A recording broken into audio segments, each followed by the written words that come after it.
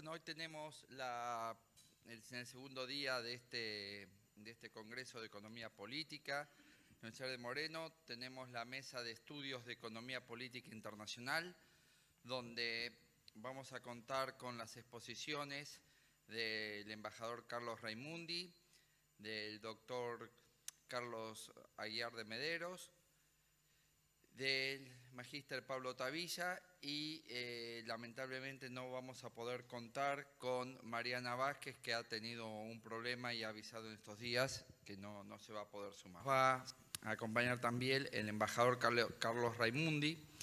Él es abogado por la Universidad Nacional de La Plata y docente de Derecho Político de la Facultad de Ciencias Jurídicas y Sociales de dicha universidad, donde también fue secretario académico y además ejerció la docencia de posgrado en Flaxo y en otras instituciones. Desde la transición democrática ha tenido activa militancia en el campo popular. Ha sido diputado nacional en distintos periodos y del Parlasur, en donde entre 2007 y 2009 fue uno de los fundadores de la bancada progresista de dicho parlamento, junto a otras fuerzas afines de la región, como el Frente Amplio de Uruguay y el Partido de los Trabajadores de Brasil. Actualmente es el representante argentino en la Organización de Estados Americanos. Le damos la palabra al embajador Carlos Raimundi. Bueno, muchísimas gracias. Buenos días. Un honor poder compartir con ustedes esta parte del encuentro de la Universidad Nacional de Moreno. Así que muy, muy agradecido. Y hago mías, la verdad, que las intervenciones anteriores, la verdad, una coincidencia muy grande con los puntos enumerados por el profesor Tavilla. Y también había tenido, gracias a él, había tenido acceso previo a la ponencia del profesor Medeiros, y también, indudablemente, hay una coincidencia. En primer lugar, en la mirada sistémica, en la necesidad de ver estructuralmente los fenómenos políticos, sociales y económicos, máximo en un momento donde es tan estrecha la interrelación de todos los acontecimientos internacionales, ¿no? Yo creo que a diferencia de otros momentos históricos donde todavía la cuestión nacional estaba mucho más desarrollada y menos influida por los fenómenos internacionales, en este momento todo lo que pasa, es decir, no hay un rincón de nuestros países que no esté incidido por los acontecimientos internacionales. Y yo creo que encuentros de este tipo y esta modalidad de enseñanza que compartimos, multidisciplinaria, multidimensional, sistémica, que planteaba el profesor Tavilla y que se imparte en la Universidad de Moreno y me consta en otras universidades del conurbano de las cuales soy docente también, nos sirven para conectar los fenómenos internacionales con la cotidianidad, ¿no? Yo creo que es cierto que si uno habla con una persona común, no le interesa la marcha del acuerdo de libre comercio proyectado entre el Mercosur y la Unión Europea, sino que le interesa el precio del pan. Desde luego que es así. Ahora, es nuestra tarea ir avanzando en niveles de transmisión de determinados conceptos, de determinados conocimientos, para que la gente entienda, vaya entendiendo nuestro pueblo la relación muy estrecha que hay entre un acuerdo entre dos sistemas de desarrollo tecnológico y productivo y financiero absolutamente asimétricos y el empleo, que es lo que después va a permitir conseguir un salario y poder comprar el pan, ¿no? Así que primero coincidir absolutamente en eso. El profesor Tavilla hizo hincapié permanentemente, reiteradamente, en las cuestiones de poder, en la mirada, en el estudio de la economía internacional, pero la mirada desde lo nacional. Nosotros desde las ciencias sociales y políticas lo traducimos en una mirada descolonial de nuestro pensamiento, es decir, el pensamiento situado, el pensamiento desde el ocupado y no desde el ocupante, desde el que sufre, desde el oprimido y no desde el opresor, desde el que lucha y no desde el que domina, ¿no? Porque eso nos da una perspectiva completamente distinta para analizar los fenómenos sociales. El tema de la economía política, claro, para nosotros, los que no venimos, y esto es una aclaración importante de hacer, yo no tengo formación económica, desde luego que he tenido la necesidad de incorporar conceptos económicos para completar una mirada política. Y para nosotros, los que no venimos de la técnica económica, toda economía es política, porque no se puede desprender, no se puede abstraer de los resultados que traen la vida de los seres humanos, de los pueblos. No es una ciencia en abstracto, sino que es una ciencia con consecuencias sociales muy, muy fuertes. Así que siempre la cuestión política tiene que estar vinculada. Y tanto el trabajo del profesor Medeiros, que recién relacionaba, pues si ustedes recuerdan los ciclos de desarrollo y de crecimiento y de autonomía política y económica, tienen que ver con el tipo de gobierno, tienen que ver con el tipo de política.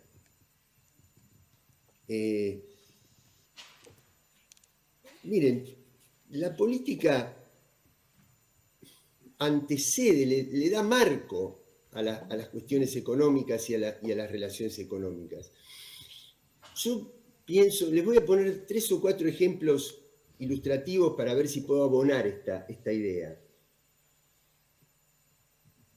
Más allá de la valoración política que uno haga de la necesidad de acordar o no con el Fondo Monetario Internacional, una cosa es emprender una negociación a partir de un grupo de profesionales de la economía, de técnicos en economía, que pueden tener las mejores intenciones, que pueden hacer los planteos de defensa del interés nacional más fuertes, pero que se sientan en una mesa de negociación con un organismo extremadamente poderoso. Una cosa es reducir o circunscribir esa negociación a ese ámbito, y otra cosa es cuando un representante económico tiene detrás un pueblo movilizado, organizado y con conciencia tomada de la ilegitimidad de ese endeudamiento. Y cuando digo un pueblo movilizado, no lo reduzco exclusivamente a la concentración en un lugar del espacio público, sino que lo planteo en términos de una batalla que hay que dar todos los días y en cada rincón de la vida cotidiana, donde se identifiquen perfectamente quiénes son los responsables y qué fue lo que pasó con ese endeudamiento. Entonces, ahí se le da un marco político que fortalece la negociación económica. Le puedo poner otro ejemplo. Claro, entre personas tan avesadas en economía, yo no quisiera incurrir en errores gruesos, ¿no? Pero, por ejemplo, hay McDonald's en los Estados Unidos, hay McDonald's en nuestros países y hay McDonald's en China. Ahora, yo les aseguro que en China McDonald's no puede, aquí en Estados Unidos, de la noche a la mañana ustedes despiden un trabajador sin darle ninguna explicación. No hay preaviso, no hay antedatación del despido, no hay indemnización, no hay nada. Mañana no te quiero más. Es cierto que esa flexibilidad también se da para recuperar el empleo al día siguiente en otro lugar. En McDonald's de China no se puede, digamos, hacen las hamburguesas, tienen una metodología de trabajo, de producción, etcétera, pero no se puede despedir. No se puede despedir. ¿Por qué?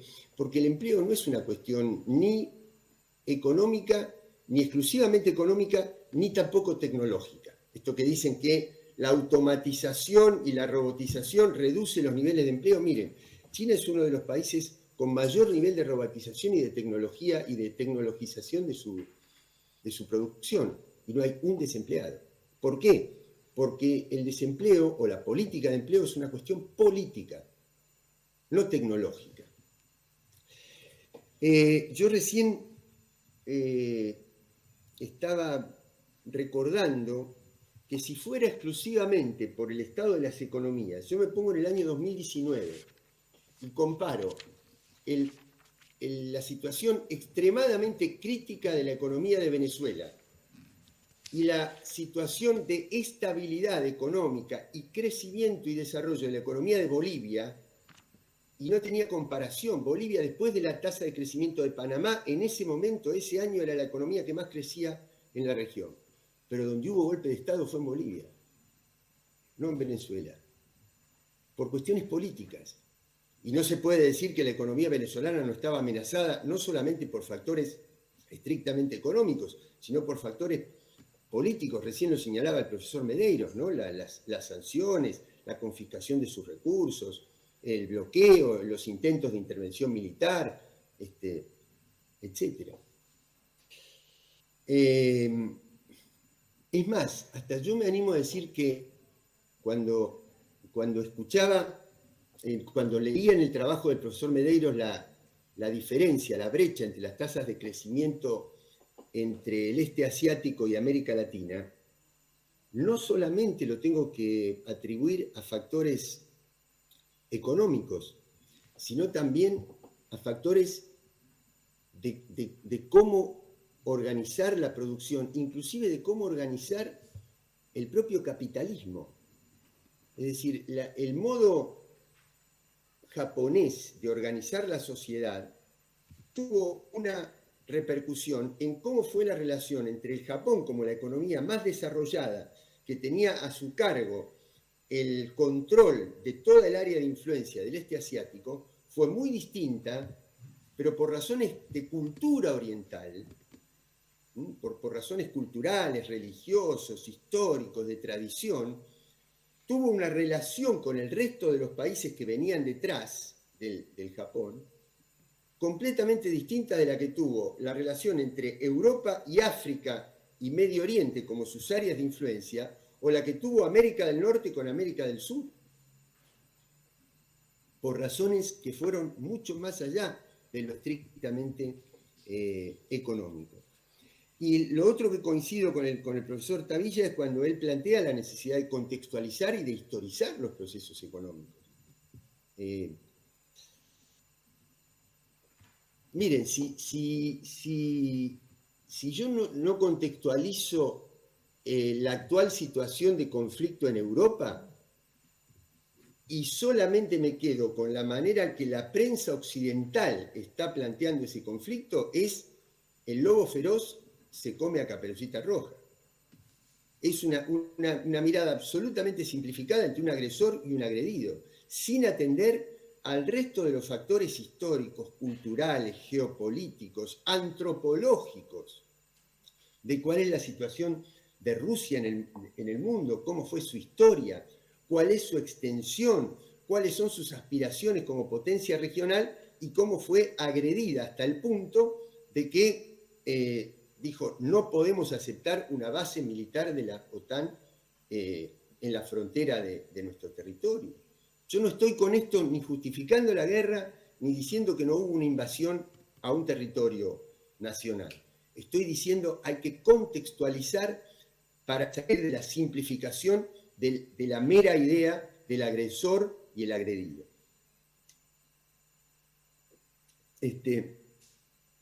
Y por supuesto, ese planteo de que no hay desarrollo si no hay estrategia nacional. Ahora, si ustedes me permiten un brevísimo repaso por la situación internacional, pero desde el punto de vista político, ¿no? Nosotros tuvimos hasta finales de los años 80 un mundo dividido en dos grandes bloques que se disputaban la hegemonía mundial, que no tenían puntos de contacto porque representaban sistemas de producción, sistemas de precios, áreas monetarias y áreas de influencia ideológico-políticas completamente distintas.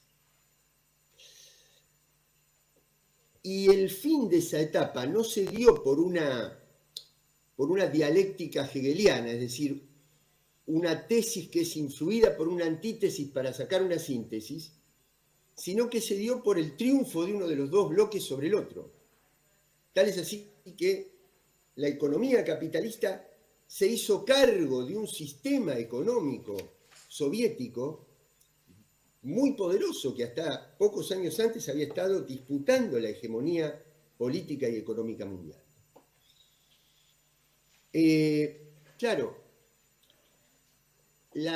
el derribo de esa frontera de lo que nosotros llamamos en la Guerra Fría el conflicto este-oeste, que parecía que unía al mundo en un sistema que le prometía la estabilidad, el crecimiento y la felicidad, que era la globalización, en la realidad, es decir, así como lo que se había derribado no era el sistema del marxismo-leninismo teórico, sino el socialismo real, lo que lo derrota tampoco es el capitalismo idílico de Smith y Ricardo, sino que es el capitalismo real. Y el capitalismo real lo que hizo fue barrer la frontera este-oeste y poner mucho más al descubierto la frontera norte-sur.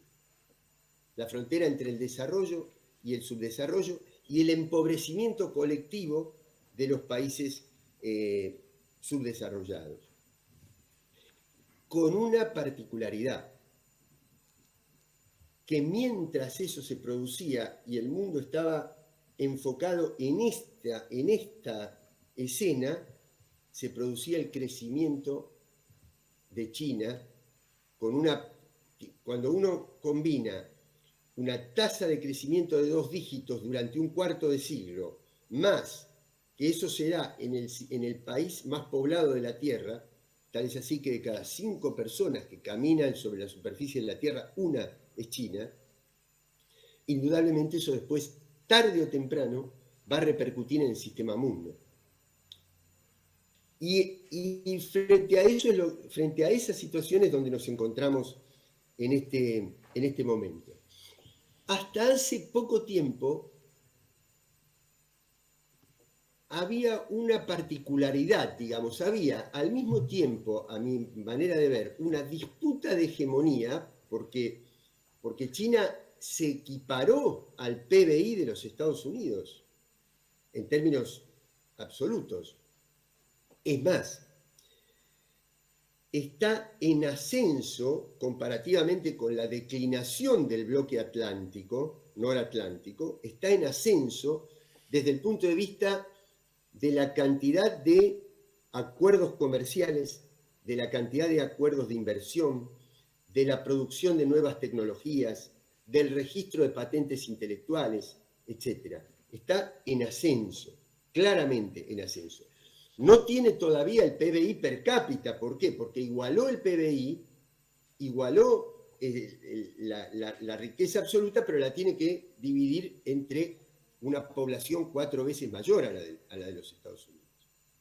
Pero además, había elementos de interdependencia.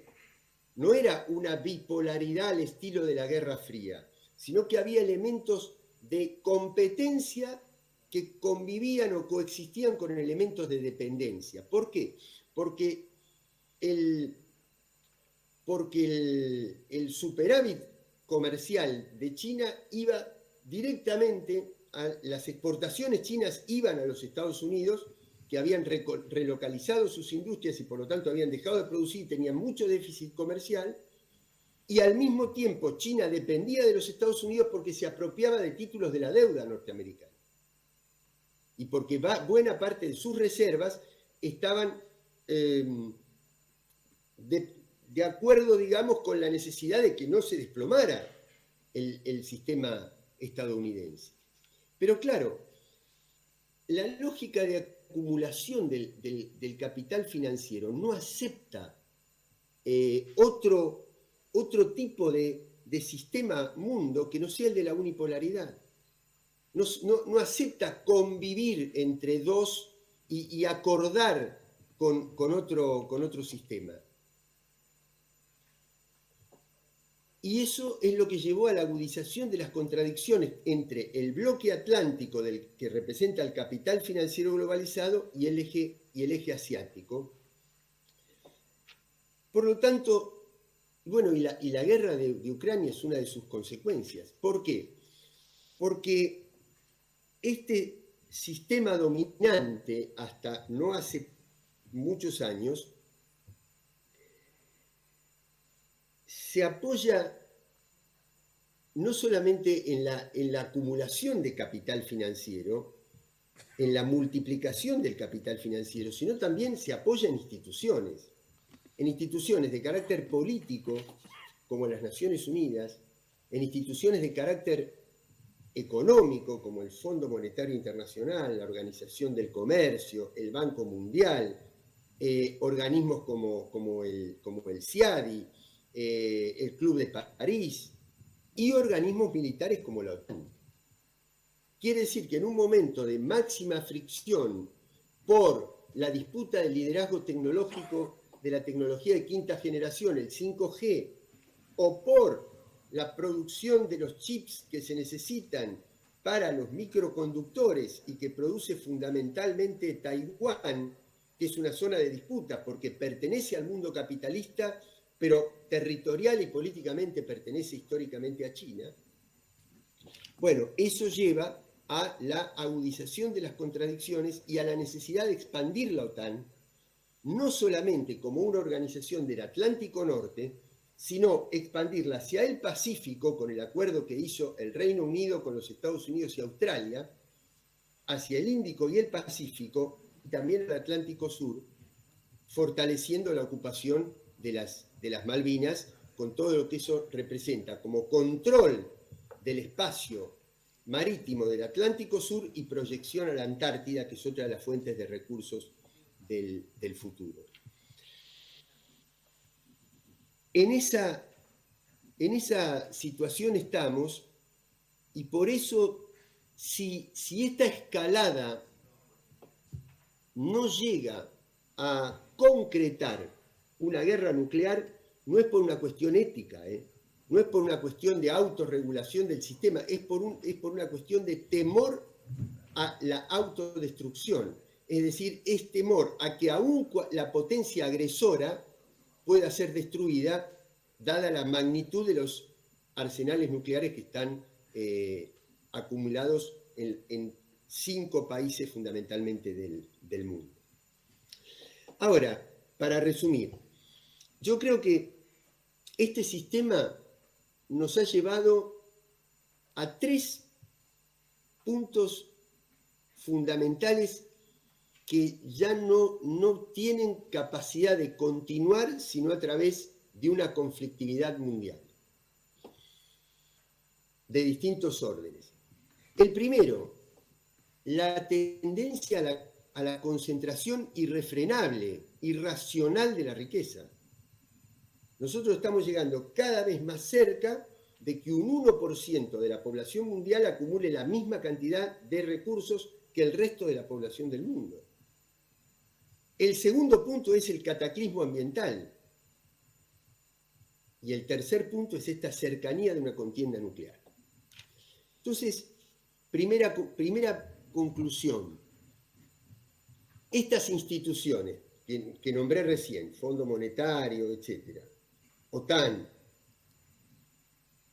¿son o no responsables de haber sostenido este sistema y de haberlo llevado a esos niveles de irracionalidad.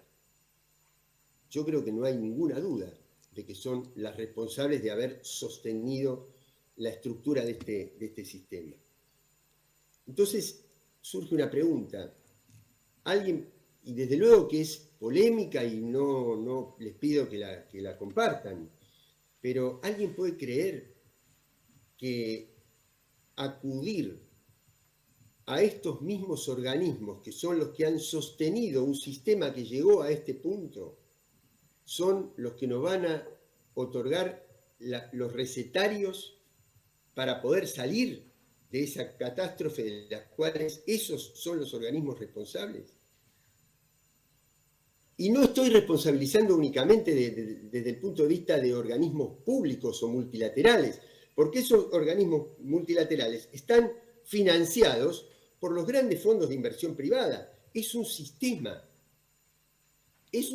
donde quien sea electo presidente del país donde a mí me toca vivir en este momento, que es los Estados Unidos, no incide estructuralmente en la potencia arrolladora que tiene ese sistema de acumulación.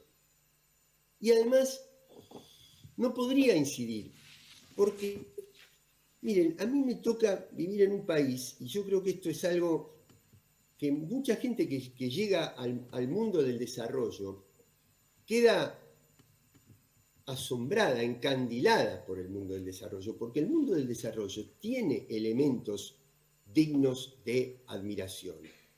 Una infraestructura de servicios, un orden establecido de funcionamiento de ese sistema, una infraestructura edilicia, de conectividad, centros de salud, centros educativos, que son realmente admirables. La pregunta que surge cuando uno tiene una conciencia de pensamiento situado y descolonial es: ¿gracias a quién se financia esa estructura? Segundo,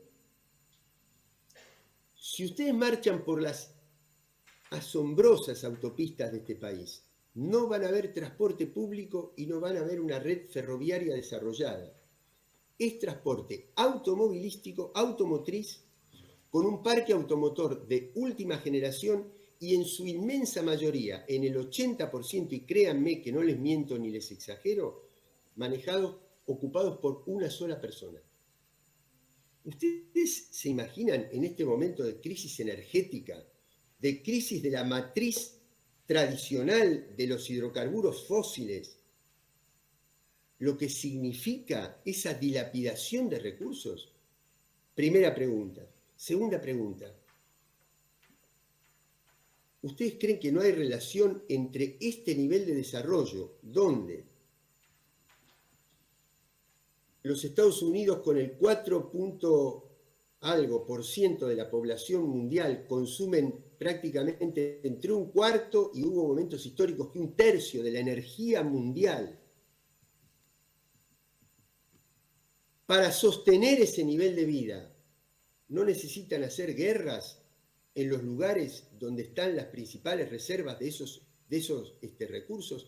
¿Qué presidente, de qué partido político, republicano, demócrata o de una tercera opción, le puede decir a su pueblo que va a quitarles ese nivel de vida? ¿Ustedes creen que puede haber un presidente que pueda hacer? No. Por lo tanto, jamás se puede esperar que el desarrollo de nuestra soberanía, de nuestra autonomía para salir de la dependencia financiera, que era uno de los ejes del trabajo del profesor Medeiros, puede venir de un abuenamiento, de un ablandamiento de los organismos o de los gobiernos, que son los que, para poderse sostener, necesitan que nuestros países sean cada vez menos soberanos, porque necesitan expoliar nuestros recursos.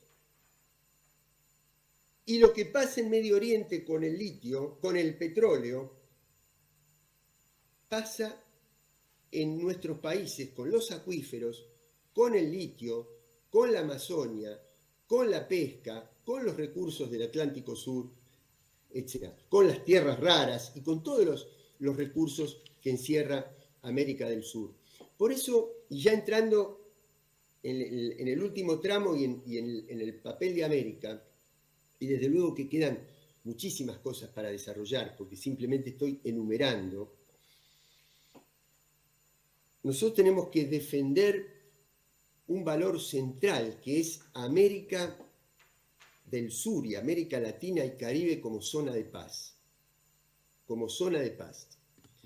Porque si las crisis políticas y sociales asumieran una condición crónica, un carácter crónico, serían un caldo de cultivo para alterar esa condición de zona de paz de nuestra región. Y la despacificación de nuestra región sería un punto de partida a que una región que no tiene los conflictos étnicos, los conflictos religiosos, los conflictos que tienen otras regiones del mundo, y que justamente aprovecha eso como ventaja competitiva, como ventaja comparativa respecto de Medio Oriente o respecto del África, que no tiene estatalidad y que está gobernada por las luchas entre tribus, etc. Bueno, América Latina conserva, a pesar de sus crisis, cierta estatalidad y conserva su condición de zona de paz. Eso no se puede romper ni quebrar bajo ningún punto de vista, porque donde se enciende una mecha es un viaje de ida. ¿Y es para qué? Para que se pierda la estatalidad, para que la energía se deposite fundamentalmente en resolver esa nueva conflictividad, y eso es nada más que fuente de ganancia para las empresas que van a controlar los recursos y para los comerciantes de armas, que son los que, por la dimensión de los recursos que se manejan en esa área, sostienen a los grandes fondos de inversión que son los responsables de nuestra dependencia financiera. Por eso es necesaria la unidad y la integración para sostener estos principios, estos valores, en un momento donde dos o tres reflexiones finales. Primero, ustedes vieron que los Estados Unidos, y en este caso cuando yo hablo de los Estados Unidos hablo como docente y como expositor en un seminario, que nadie vaya a tomar mis palabras como un representante, como un funcionario público, porque lo que yo estoy diciendo aquí es mi pensamiento, no lo que representa oficialmente al Estado argentino, más allá de que yo tengo un cargo para representarlo. Este no es el ámbito de eso. Por lo tanto, me permito decir que los Estados Unidos, que organizaron en junio de este año la Cumbre de las Américas, organizaron en julio una cumbre de ministros de defensa del hemisferio occidental. Yo particularmente no creo en que las Américas tengan que ser definidas políticamente como un todo homogéneo de valores compartidos.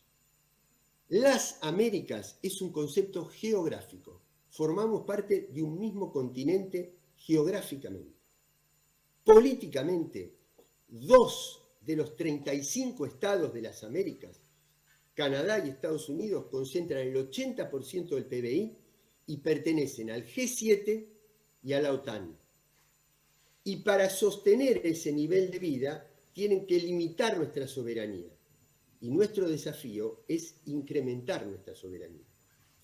Es decir, yo creo que podemos compartir algunos valores que tienen que ver con derechos de las minorías, con derechos civiles y políticos, con cierto sistema de representación electoral, etcétera, que se dan en este hemisferio y en Europa y no en Asia.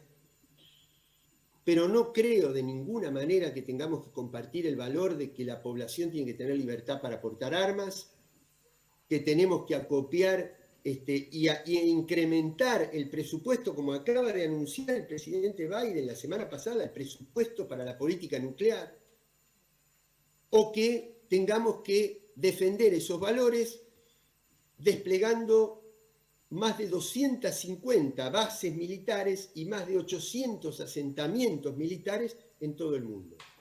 No estamos de acuerdo con eso. Quiere decir que la relación de las Américas no es de integración vertical, sino que es de corte horizontal entre los intereses políticos de los países del G7 y la OTAN y el resto de los países.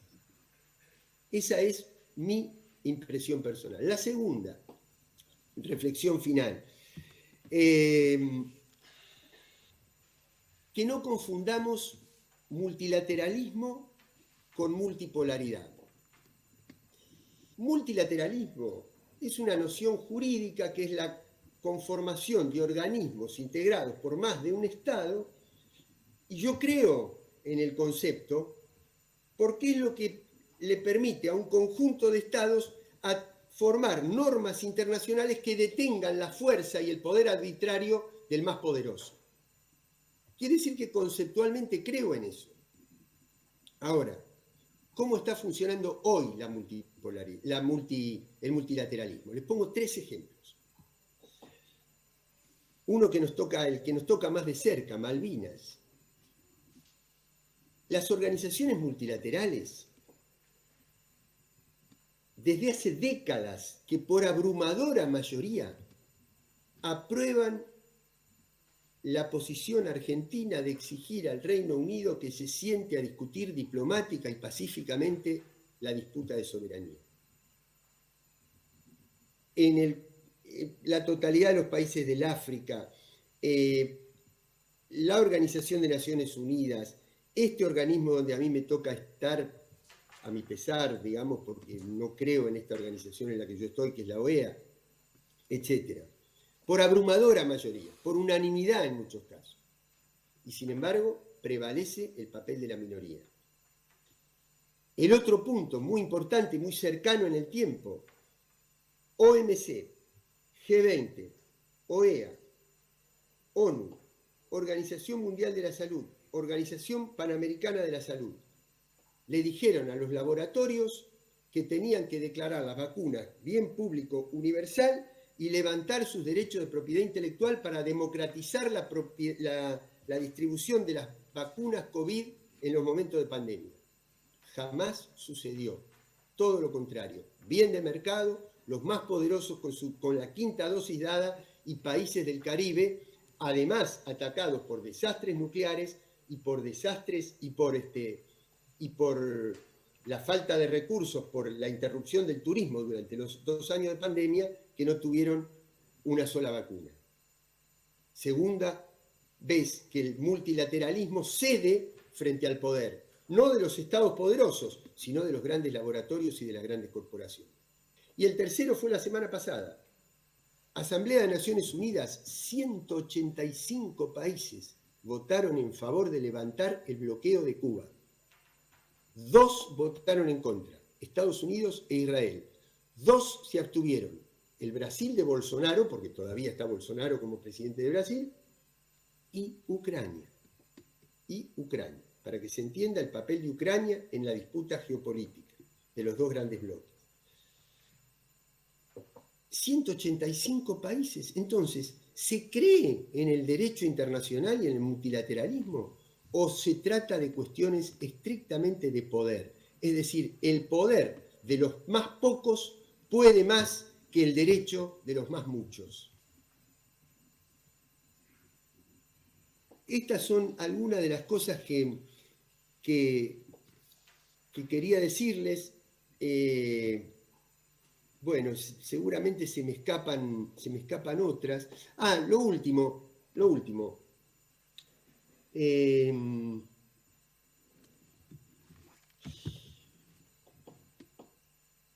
América Latina vivió momentos extremadamente oscuros de inhabilitación de sus liderazgos políticos, de proscripciones, de desapariciones, de torturas. Los países lo vivimos y lo sufrimos en distintas dimensiones, pero hubo un proceso de ese tipo. Ese proceso de inhabilitación de las fuerzas populares por las dictaduras militares ha quedado relativamente atrás en el tiempo. Pero no desapareció el fenómeno en sí mismo, no desapareció el proyecto de sociedad que estaba detrás de esos mecanismos de dominación, sino que se lo fue sofisticando y reconvirtiendo en procesos de inhabilitación y de condena mediático-judicial, lo que nosotros llamamos lawfare. El propio Papa Francisco lo llama lawfare, no es una invención de fuerzas políticas que quieren que venga el comunismo para que le saquen los autos a la clase media, que es el otro fantasma, digamos, ¿no? del discurso neocolonial y de la prensa hegemónica de Occidente. No, el Papa Francisco habla de eso. Es una cosa comprobable. Bueno, es decir, los liderazgos populares inhabilitados de participar políticamente por ese proceso que crea escarnio mediático para generar condiciones de condena social y después coronarlo con la condena jurídica. Así se lo inhabilitó a Lula, así se lo inhabilitó a Correa. Hoy en Ecuador no se pudo todavía con Cristina. Ahora, hoy Lula pudo volver. Pero ¿cuánto retrocedió Brasil desde el golpe de Estado a Dilma Rousseff en esos últimos 2 años de Temer y los 4 años de Bolsonaro, tal cual lo describe el documento del profesor Medeiros? Entonces, ¿qué es lo que sucede? Estos liderazgos se mantienen, pero se ha generado tal rechazo. Fíjense que la elección de Brasil, en la primera vuelta, Lula saca 57 millones de votos, Bolsonaro saca 51 millones de votos, y la tercera candidata, Simone Tebet, y el cuarto candidato, Ciro Gómez, rápidamente declaran de manera pública que van a votar a Lula. Y entre los dos tenían, si no recuerdo mal, entre 6 y 7 millones de votos. Bueno, de ese caudal de votos, la mayoría, a pesar de que sus referentes habían dicho que iban a votar a Lula, fueron a Bolsonaro. Es decir, Bolsonaro creció mucho más que Lula entre la primera y la segunda vuelta. En parte, ¿por qué? Por el sentimiento anti-Lula que se había generado. Y además, porque los liderazgos no se transfieren. Los liderazgos carismáticos son intransferibles. Es una condición de nuestra historia latinoamericana y son intransferibles. Por eso Lula podría haber ganado la elección anterior, pero no le pudo transferir el liderazgo a Fernando Haddad, que era su candidato designado. Entonces, el liderazgo se mantiene, pero genera mucho rechazo. Por lo tanto, para conseguir las mayorías que se necesitan, para ganar una elección, tienen que apelar a alianzas con sectores moderados. Y eso pone en riesgo la claridad de la propuesta electoral y la claridad de la propuesta política. Entonces, ¿qué es lo que sucede? Que los pueblos en América Latina, con sus particularidades, en Bolivia, en Colombia, en Ecuador, en Brasil, en Argentina, en Chile, protestan socialmente contra el neoliberalismo y optan electoralmente por otra política. Pero si esa otra política no transforma la vida cotidiana, concreta, en términos concretos, y no se presenta como verdaderamente diferente, se cae en este nuevo fenómeno que es el desencanto democrático. Es decir, no queremos esto, pero esto que nos prometieron tampoco nos cambió la vida. Por lo tanto, no estamos conformes con nada de todo esto. Si este desencanto estructural con las políticas oficiales se hubiera producido en el año 68, caía en fórmulas insurreccionales y revolucionarias. Pero hoy cae hacia la ultraderecha, que por distintos factores viene creciendo y viene aumentando. Entonces, fíjense que la victoria de Lula es una victoria que nos da, por lo menos a quienes pensamos de determinada manera, muchas expectativas, pero es una victoria defensiva, porque lo que viene creciendo socialmente es lo otro. Y esto se tuvo que defender del crecimiento del otro apelando a una alianza con un candidato a vicepresidente que había participado en el golpe de Estado contra ese mismo partido anteriormente. Es decir, tenemos un gran desafío, que es verdaderamente ofrecer un cambio de paradigma ordenador de las políticas clásicas, de las políticas tradicionales, que nos han llevado a este punto tan delicado en el que está el mundo y en el que está nuestra región. Si no somos capaces de honrar ese compromiso con construir algo distinto, es ahí donde probablemente se abra camino al crecimiento de fuerzas que representan valores que nosotros no compartimos, como el ultranacionalismo, la violación de los derechos, el racismo, la homofobia, el discurso contra la diversidad y contra la perspectiva de género, etc. Y todo eso es el riesgo que tenemos en este momento. Bueno, yo termino aquí. Si les parece que tengamos que desarrollar algo más, lo hacemos en unos minutos, y les agradezco mucho que me hayan escuchado, con los riesgos de no haber podido desarrollar cada una de las cosas que traté de decir. Muchas gracias. Bueno, todos conocemos la teoría y hemos vivido la realidad del péndulo, pero ese péndulo no es, el recorrido del péndulo no es simétrico para los dos lados. Es decir, cuando llega un gobierno neoliberal y no le gustan las políticas de la etapa nacional popular, cambia las políticas. No le gusta el plan Procrear y lo cambia, no le gusta el plan Cunitas y lo sacan, no le gusta Conectar Igualdad y lo deroga. Ahora, el problema es que cuando llega un gobierno nacional popular, no puede aplicar su política en contradicción con la política anterior, sino que tiene que reparar los problemas estructurales generados por el endeudamiento. Es decir, el péndulo simétrico sería que el gobierno que asume en diciembre de 2019 hubiera vuelto al que se fue en diciembre de 2015. Pero no fue así, sino que hubo que ir mucho más atrás, que es volver a reparar toda la cuestión del endeudamiento, que es una de las causas fundamentales de la situación donde estamos. Segundo, la cuestión de las divisas, que obviamente tiene sus causas y sus explicaciones económicas, pero también tiene causas políticas, porque yo me pregunto que la Argentina, sin ser un país proveedor de dólares, es uno de los países que acumula mayor cantidad de dólares. El problema es quién los tiene y dónde los tiene.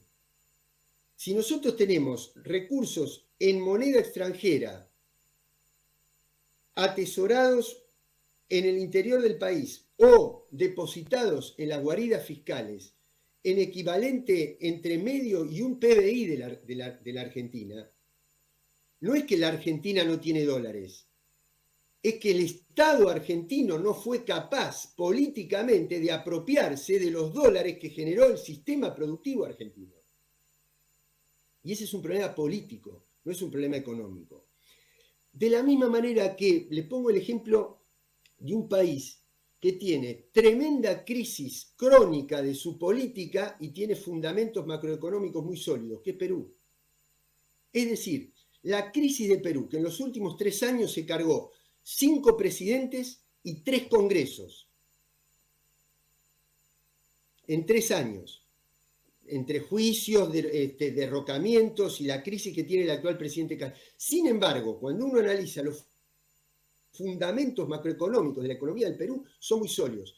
¿Por qué es la crisis política? Justamente para mantener en debilidad permanente a la política y que esos fundamentos macroeconómicos no puedan ser distribuidos socialmente en el pueblo. Entonces, yo no voy a decir en un minuto la receta. No sé si alguien la tiene y si la pudiera decir en un minuto. Pero es gobernar, es asumir lo que representa gobernar. Uno construye escenarios políticos desde la resistencia y desde la oposición, pero las transformaciones se realizan cuando se conduce el Estado. Si ese que es el objetivo de toda militancia política popular, conducir el Estado para efectuar las transformaciones, implica, una vez que uno llega al Estado, no utilizar todas las herramientas de fijar una agenda, de fijar prioridades, de informar al pueblo, de organizarlo, de movilizarlo para convertirlo en una herramienta que contrapese con la simetría del poder real, y no las utiliza, bueno, vuelvo a decir que se trata de un problema político. La receta se la puede expresar de muchas maneras, pero es gobernar, es incidir, es ejercer la autoridad, es decir, vamos para aquel lado y obligar al poder privado a que se siente a discutir en ese rumbo, y no que el poder privado sea el que diga cuál es el rumbo y obligue al Estado a sentarse a negociar. Por eso es construir. Yo sé que no hay correlación de fuerza, pero la correlación de fuerza no es un fenómeno estático, es una construcción social y política. Y eso es lo que hay que hacer, construir la relación de fuerza de tal manera de que el Estado, en nombre de la administración de los recursos públicos, se pueda sobreponer sobre los factores privados y no victimizar frente a los factores privados. Discúlpenme, sé que es muy incompleto eso y que puede ser muy polémico esto que digo, pero me voy a tener que retirar en un par de minutos. Así que les agradezco infinitamente que me hayan permitido participar de esta reunión tan valiosa, tan importante. Bueno, muchas gracias, Carlos Raimundi.